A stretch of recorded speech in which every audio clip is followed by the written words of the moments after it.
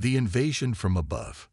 The twin suns of Proxima Centauri bathed New Earth in golden light as Commander Elena Reyes stood on the observation deck of Colony Control.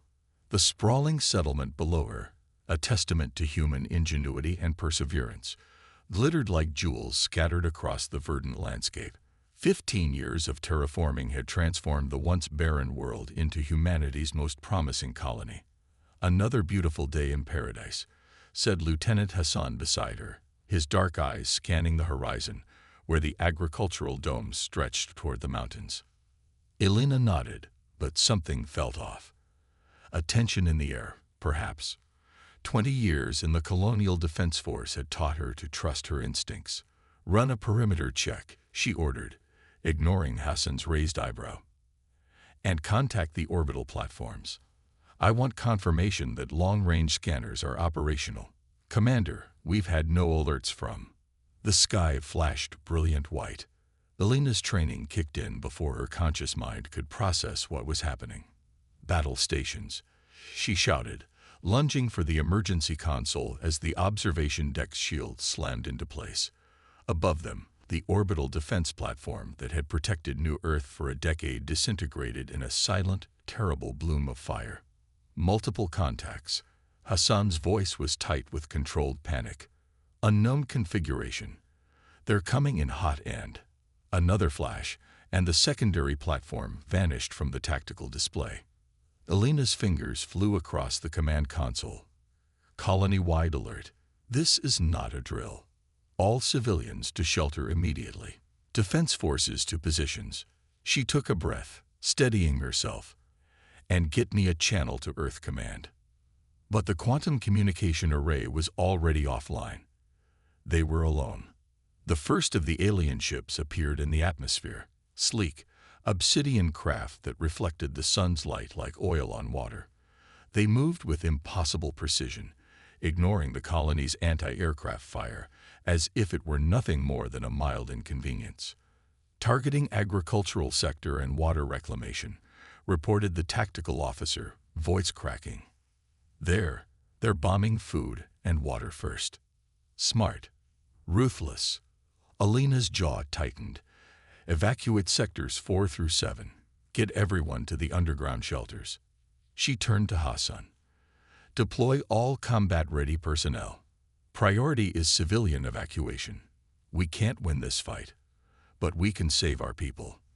The alien ships, the colony's AI was already designating them as Vesperins, based on their hive-like flight patterns, began methodical strikes against infrastructure. The central power grid went down within minutes. Communications followed shortly after. By the time Elena reached the ground-level command post, over 30% of the colony lay in ruins. "They're cutting us off," Elena told the gathered officers, pointing to the tactical display where red indicators showed the spreading destruction. "They want us isolated, confused, and eventually desperate enough to surrender." "Who are they?" demanded Colonel Vega, his weathered face ashen. "Why now? We've been out here for 15 years without so much as a sensor blip of intelligent life." "Questions for later," Elena replied. "Right now, we need to move civilians to deep shelter while we still can. If they take out the maglev tunnels." The floor shook violently as another explosion rocked the colony. Dust rained from the ceiling. "They just hit the central transit hub," someone reported. "Tunnels are still intact, but we've lost surface access points in sectors 8 and 9. Elena steadied herself against the command table. "Get the evacuation moving through the emergency exits. Everyone below ground level. Now." The next 3 hours passed in a blur of desperate organization and mounting casualties. The Vesperins showed no interest in communication. Their attacks were precise, methodical, and terrifyingly effective. They targeted infrastructure rather than population centers, but the message was clear: surrender or starve. Elena found herself at the main evacuation center, a converted mineral processing facility, a quarter-mile beneath the colony's surface. Thousands of civilians huddled in the cavernous space, many still in shock from the sudden attack. Medical teams worked feverishly to treat the injured while security personnel maintained a semblance of order. "Commander," Hassan pushed through the crowd, datapad in hand. "We've got a problem. Long-range sensors are picking up a second wave of ships. Much bigger than the first. They'll be here within the hour." Elena closed her eyes briefly. With the orbital defenses gone, and most of their military assets either destroyed or scattered, a second wave would be the end. "Commander Reyes." The voice that spoke her name was deep, unfamiliar. Elena turned to find herself facing a tall figure in armor unlike anything in colonial defense inventory. Matte black with subtle green accents, it seemed to absorb light rather than reflect it. The helmet concealed the wearer's face entirely. "Who the hell are you?" Elena demanded, one hand dropping to her sidearm. "Marshal Caden Stone, Subterranean Defense Initiative." The figure removed their helmet, revealing a pale face with striking green eyes and a network of fine scars that suggested old burn wounds. "We received your distress call." Elena blinked in confusion. "Subterranean? What?" Stone's expression didn't change. "There's no time for a full briefing, Commander. Suffice to say, your colony was built above one of ours. We've monitored your progress for years, but our protocols forbid contact except in existential emergencies." He gestured to the crowds of frightened civilians. "I believe this qualifies." Before Elena could respond, 4 more armored figures emerged from a side passage she hadn't even noticed before. They moved with eerie grace despite their bulk, weapons unlike anything Elena had seen held ready. "You've been here all along?" she asked, struggling to process this revelation while the colony burned above them. "Not just here," Stone replied. "We have outposts beneath most major human settlements. Earth decided long ago that humanity needed a fail-safe, a hidden branch of our species that could survive and retaliate if the surface fell." One of the other armored figures, a woman with dark skin and eyes like amber, stepped forward. "The Vesperans have landed ground forces at 3 points surrounding the colony center. Their second wave will arrive in approximately 47 minutes. If we're going to counterattack, it needs to be now." Elena looked between these strangers, these supposed hidden protectors, and her own people. Choice wasn't a luxury she had anymore. "What can you do?" Stone's scared face broke into a fierce grin. "Commander Reyes, we've spent generations preparing for this day. The question isn't what we can do, it's what we're about to do." He turned to his team. "Mobilize all combat units. Deployment pattern Sigma 6. The female officer nodded sharply. "Yes, Marshal." The Legion rises. Within minutes, Elena found herself following Stone through narrow maintenance tunnels that quickly gave way to larger passages she'd never known existed. They descended deeper than any colonial maps showed was possible. "How extensive is your settlement?" she asked as they hurried along. "On New Earth, about 3 times the size of your surface colony," Stone replied matter-of-factly, "but significantly more advanced. We've had different priorities." The tunnel opened into a vast, dimly lit cavern that took Elena's breath away.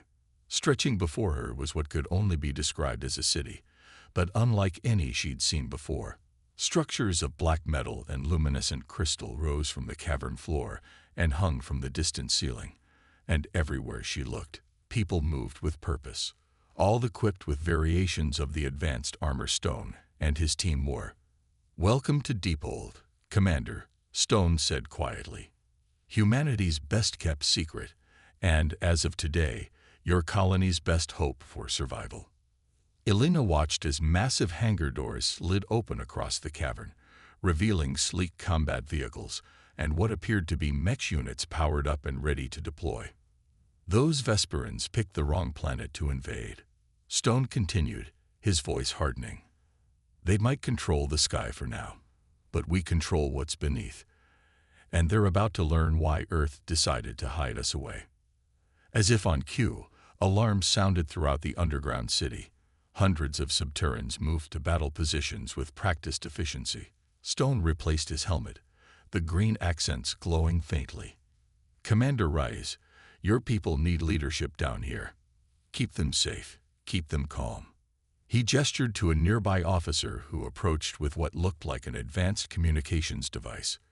"This will keep you connected to our command network. I suggest you use it to coordinate your remaining forces with ours." "You're not seriously suggesting I stay here while you fight?" Elena demanded. Stone's modulated voice emanated from his helmet. "I'm suggesting you serve where you're needed most. Your people don't know us, don't trust us. They need a familiar face." He paused. "But most importantly, Commander, they need hope. Show them that humanity doesn't break easily, not above ground, and certainly not below." Before Elena could argue further, the ground trembled, but not from bombardment. Throughout the cavern, massive lift platforms were rising toward the surface, carrying with them the Subterrane's mechanized forces. The Vesperans expected to find a vulnerable colony ripe for conquest, Stone said as he joined his troops. Instead, they'll find that humanity has teeth they never knew about. His helmet turned toward Elena one last time. "We are the contingency plan they never accounted for. We are humanity's underground legion, and we rise today." As the platforms ascended toward battle, Elena stood in the alien yet unmistakably human city beneath New Earth's surface, the communications device clutched in her hand. Above her, aliens who thought they had won were about to discover mankind's hidden protectors, warriors born and bred in darkness, now emerging into the light. The second wave of Vesperan ships was just entering the atmosphere when the ground beneath the colony began to shake. The invaders had no way of knowing that the true battle for New Earth was only just beginning. Rising from the depths, the Vesperan ground commander, designated Hive Leader by Stone's intelligence officers, never saw the attack coming. Their forces had established 3 primary landing zones around New Earth's colony center, methodically deploying troops and equipment for what they clearly expected to be a simple occupation. Elena watched it all unfold on the massive strategic display in Default's command center. She gathered her remaining officers, those who'd survived the initial attack, around her. Their expressions ranged from stunned disbelief to cautious hope as they witnessed the Subterrane's counterattack. The first Vesperan landing zone simply disappeared, the ground beneath it collapsing into a perfectly engineered sinkhole that swallowed alien troops, equipment, and their command center in seconds. Before the dust settled, Subterran combat units erupted from concealed tunnels surrounding the other 2 landing zones. "Those are Earthbreaker heavy mechs," explained Major Talia Wong, Stone's second-in-command and their liaison to the surface colonists. Her amber eyes never left the display as she pointed to the massive Bikebel war machines tearing through alien defenses. Designed specifically for fighting from underground to surface, the Vesperans have nothing like them. Elena watched in awe as the Subterran forces executed their attack with ruthless efficiency. Their technology was clearly decades ahead of standard colonial defense. Armor that seemed to partially phase through solid matter, weapons that disrupted rather than destroyed, and most impressively, complete mastery of the underground terrain. "How long have you been here?" she asked Major Wong. "How did we not know?" Wong's expression remained neutral. "The first Subterran outpost on New Earth was established 20 years ago, 5 years before your colonization ships arrived." As for not knowing, she shrugged slightly. "That was the point. We're humanity's insurance policy." "Insurance against what?" "Alien invasion.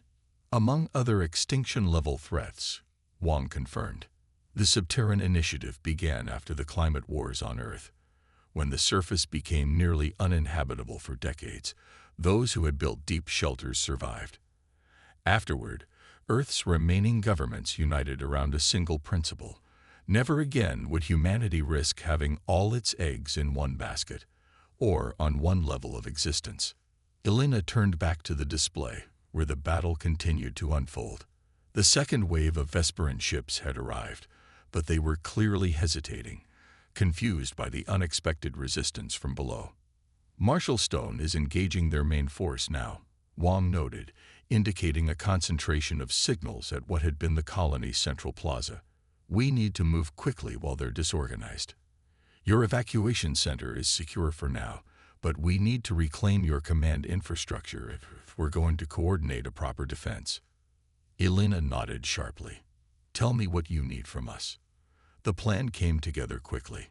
While the bulk of the Subterran forces engaged the Vesperans directly, a joint team would infiltrate the colony's control center, restore critical systems, and establish a unified command structure. Elena would lead her most capable officers alongside a Subterran Special Operations Unit. Major Wong provided them with modified versions of the Subterran armor, lighter than the combat models but still offering protection beyond anything Colonial defense had available. The helmets have integrated tactical displays and breathable atmosphere, Wong explained as Elena adjusted to the suit's feel. The exoskeletal framework will enhance your strength and speed by approximately 40% without special training. Elena flexed her hand, watching as the armor moved like a second skin. If Earth had this technology, why didn't they share it with the colonies? Wong's expression darkened slightly. Politics. Resources. Fear. Take your pick, Commander. The Subterran Initiative operates outside normal chain of command. We answer to a council that represents all of humanity, not individual governments or corporate interests. Before Elena could press further, Marshal Stone's voice came through their communications. "Enemy forces are regrouping at your colony's defensive perimeter," he reported, the sounds of battle audible in the background. "They're quick learners, already adapting to our tactics. We've bloodied them, but this fight is far from over." The infiltration team moved out immediately, traveling through maintenance tunnels and emergency passages that the Vesperans had overlooked in their initial attack. Elena marveled at how the Subterran soldiers moved, fluid, precise, almost predatory. They spoke little, communicating through subtle hand gestures and helmet signals.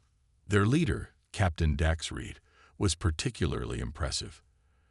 When they encountered a Vesperan patrol blocking their path, Reed dispatched 3 alien soldiers with brutal efficiency before Elena's team could even raise their weapons. "They're using a distributed command network," Reed explained afterward, examining a device he'd removed from one of the alien corpses. Each unit functions semi-autonomously, but receives continuous updates from their central intelligence. "Can we disrupt it?" Elena asked. Reed's helmet titled slightly in what she was learning to recognize as a Subterran nod. "That's part of the plan.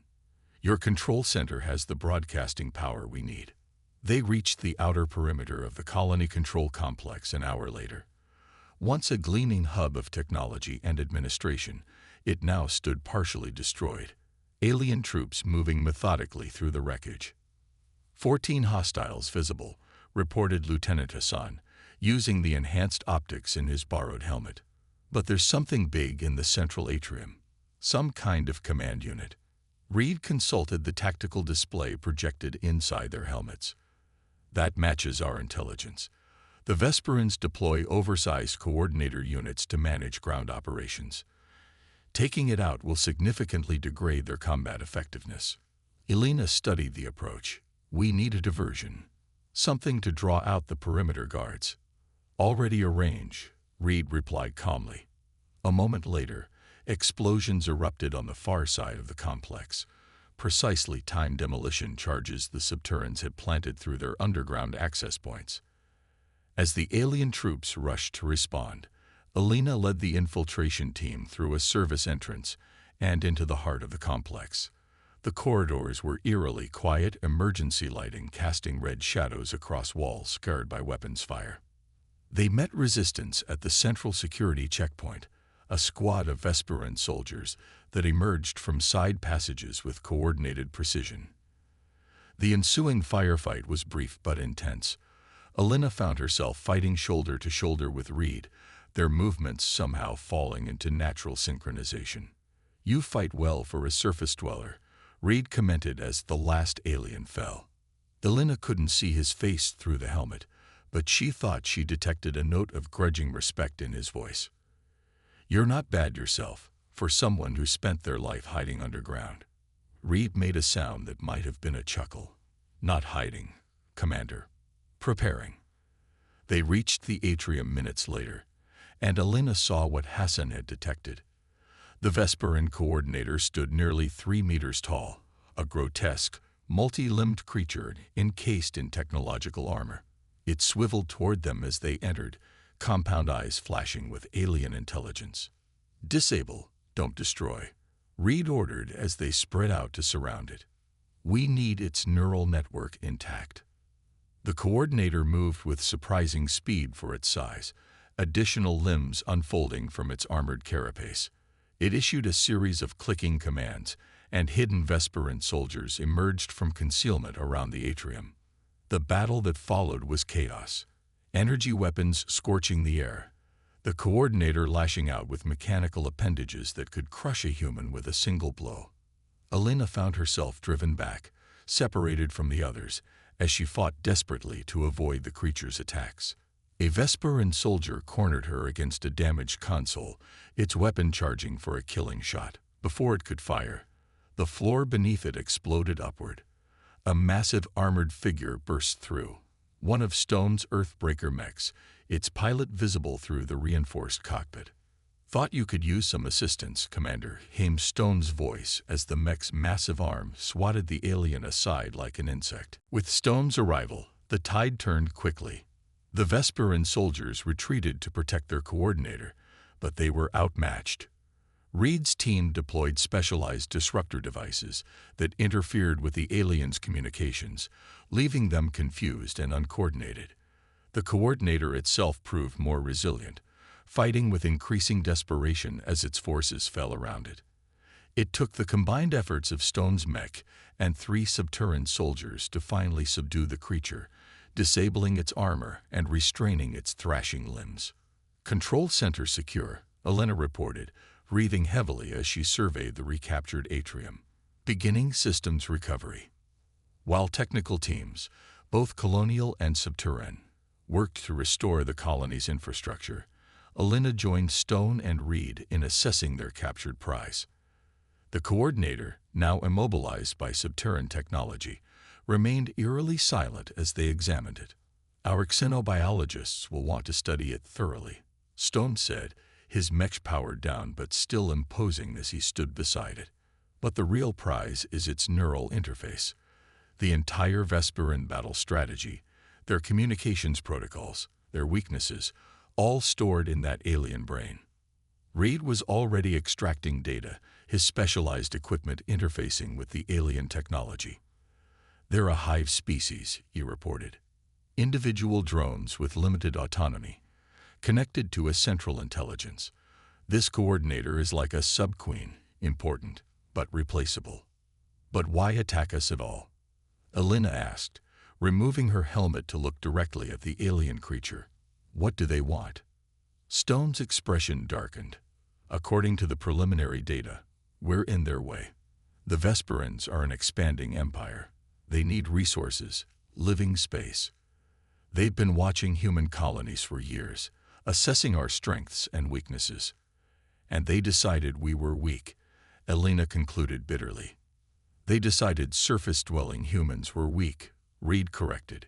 "They had no knowledge of the Subterran initiative, no contingency for an enemy that could strike from below." Outside the control center, reports were coming in from across the colony. The Vesperan ground forces were in disarray, their coordinated assault deteriorating into isolated pockets of resistance. In orbit, their ships maintained position, but had ceased bombing runs, clearly uncertain how to proceed against this unexpected resistance. "It's not just happening here," Stone revealed, showing Elena a data feed from the restored quantum communication array. New Earth was just the first target. They hit 3 other outer colonies simultaneously. But thanks to your distress signal, Subterran forces were activated system-wide. Elena watched as reports flowed in from other colonies, Alba Nova, Proxima Delta, New Titan, all telling the same story. Initial devastation followed by fierce resistance emerging from beneath the surface. Humanity, struck but not broken, fighting back with resources the enemy never knew existed. As night fell over the damaged but unconquered colony, Alina stood with Stone on a balcony overlooking what had been the central plaza. Subterran and colonial forces moved through the rubble together now, securing positions, treating wounded, beginning the first stages of reconstruction. "What happens now?" she asked quietly. "When this is over, do you just go back underground? Return to being our secret protectors?" Stone removed his helmet, his scared face thoughtful in the dim light. "I don't think that's possible anymore. Too many people know about us now. The Subterran Initiative was created for a moment like this, when humanity faced extinction and needed a second chance."